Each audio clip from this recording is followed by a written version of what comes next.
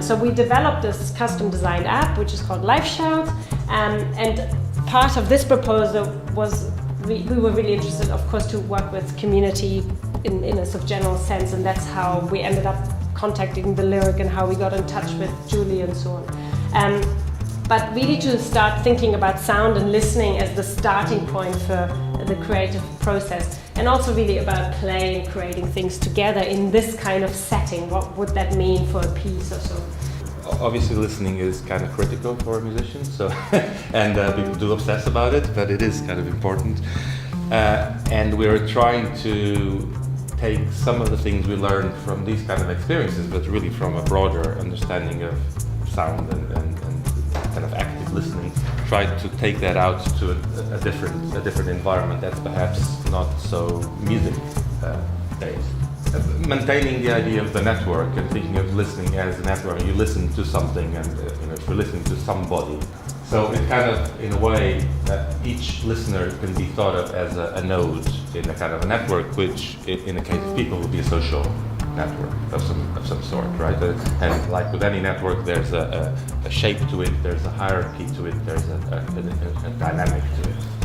So my practice is very much about embodiment, liveness. I come from the visual arts, so it was really interesting to, in some ways, cut the ocular or cut the complete access to a performance and allow you to look at it in a lens, in very particular lenses. And for me, the stimulus was this aural investigation of liveness in a dislocated moment, and a theatre, a very beautiful architectural building. So it was a really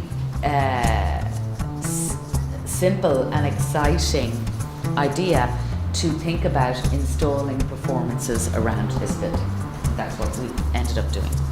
So I'm Tom. I'm a writer and director specialising in making immersive theatre, and I've worked with Julie 6, 7, 8, 9 years, for a long time now, where she occasionally commissions us when she thinks there's something intriguing that fits our weird skill set.